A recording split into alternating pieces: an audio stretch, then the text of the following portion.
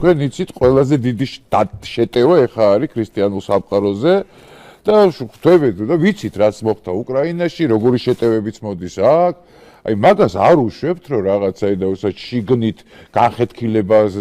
უწყობდნენ ხელს დაუშვათ იქიდან გარედან რომ რაღაც მოხდეს ისეთი დაუშვათ ისეთი არ ვიცახი რომ რაც უკრაინაში მოხდა დაუშვათ აქ მოხდება მაგრამ ყოველ შემთხვევაში მიმსგავსებული რაღაცა რომ იქ დაუშვათ ვიღაცა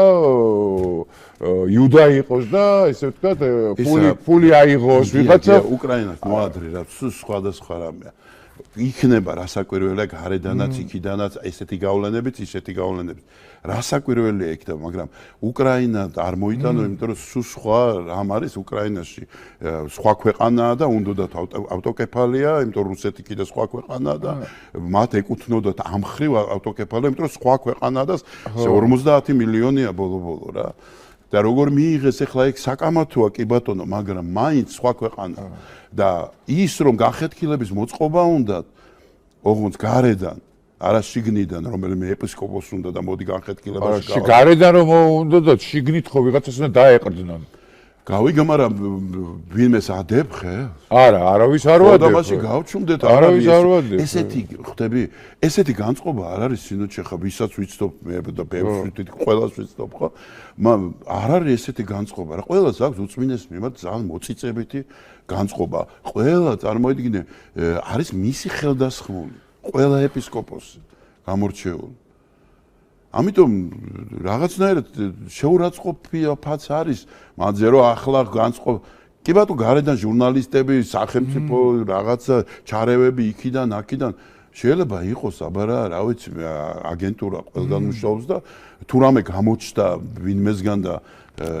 იუდასავით ვიღაცა მიიღო 30 ვერცხლი დავინახავთ და ეხლა მოციქულებს რო წინასწარია თქვათ რომ მაცხოვრი ეს იუდა არის ნუ ეგრე არ შეიძლება ის კი არა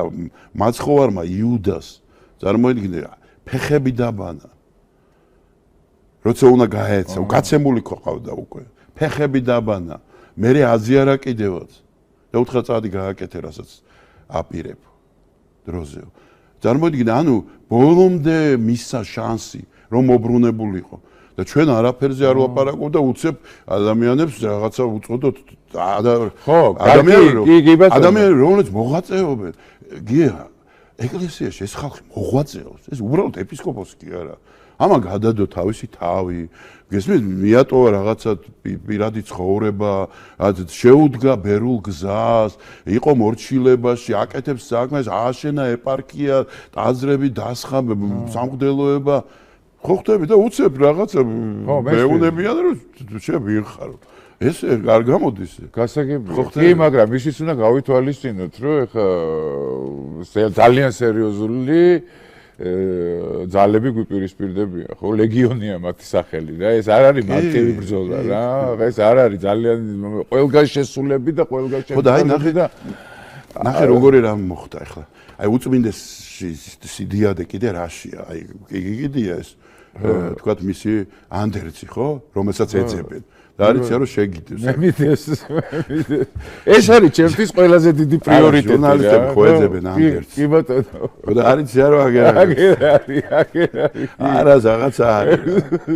ხო აგერ არის ხო და აი მომისმინე რა ნახე 9 წლით ადრე გამოირჩია ყველაზე ერთ-ერთი ყველაზე ჩემთვის ძვირფასი ადამიანი მისთვისაც მოჩდა ხო განათლებული ჭკვიანი სუფთა თავდადებული გესმის შემდეგ დაიჭრინა გვერდში და ნელ-ნელა ასწავლა მართვა 9 წლის განმავლობაში მისცა საშუალება რომ აი ეს დარტყმები ლანძღვა გინება მასთან ერთად გადაეტანა ხო ხვდები ეს რო წარმოიდგინე გაეხსნათ ახლა დღეს ეს ანდერცი ჟურნალისტებს ეპოვათ სეიფში ეხლა გაეგოთ რომ მეუფეშიო რა მოუვიდო და რას უზავდნენ ხო წარმოდგენილი მაგრამ ამ კაცმა თავისი სიბრძნით ეს მოახერხა რომ ეპისკოპოსები შეაჩვია ხალხი შეაჩვია ამასაც ასწავლა როგორ უნდა მართვა იმიტომ რომ მეუფე შიო მერწმუნე ხო ჩემი ჯერა და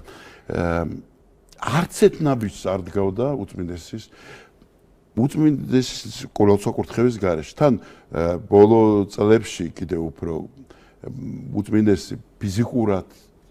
შეუძლოთ იყო და მასთან კონტაქტი დიდი ხნის განმავლობაში შეუძლებელი იყო ხოლმე. დღეებს არ გულისხმობ, მაგრამ დღეში არ დაგჭირდება რომ რამოდენიმე ჯერ შეეკითხო თემაზე, ხო, ახალ-ახალი თემებია. და ესე ელოდებოდა რუდუნებით, რომ შანსი არ იყო, რომ მისგან არ მიეღო ლოცვა-კურთხევა. და რამდენი საქმე მოახერხა მეუფეშიომ, რომ გაეკეთებინა. უამრავი საქმე. წარმოიდგინეთ, მოხდა ისე, რომ აი ამ ახალ რაღაცა სისხლს პატრიარქის ლოცვა-კურთხევით მიცემულ სისხლს, ხო, მიეცა გასაქანი. და დაიწყო აი ახალი ცხოვრება. მართლა საპატრიარქო რაღაცნაირად გახდა უფრო ცოცხალი, უფრო მოქმედი. შემიძლია ჩამოთვალო უამრავი პროექტები რების გააკეთეს და კეთდება ეხლაც, ხო? ჯერ მარტო გელათი აიღე. აი გელათი რო გადარჩა, არის სწორედ მეუფეშიოს ძალიან დიდი ძალისხმევი. და სახელმწიფომ ისეთ პრობლემას ჩააგდო გელათი, რომ უკვე იუნესკოში იყო ნათქვამი, რომ გელათი აღარ არსებობს, მორჩა. დაძრულია ფრესკები, ნადგურდება მოზაიკა, ესე იგი, გაჟღენთილია კედლები ნესტით და არსაიდან შველა არ არის. და ამ დროს რო შენ ჩაუდგე ამ საქმეს სათავეში, იცი რამ ხელა რისკია და შენ კისერზეა იყო და ჩამოიყვანა საუკეთესო სპეციალისტები. მე გვარებს ვერ დავასახელებ, არ მახსოვს მოდი გვარები, მაგრამ ნუ გეუბნები რა გაკეთებულები აქვს, რა ვიცი, საუკეთესო ვატიკანის მუზეუმებში ნამუშევარი და იმის რა ქვია ლეონარდოს ფრესკებზე ნამუშევარი ხალხი.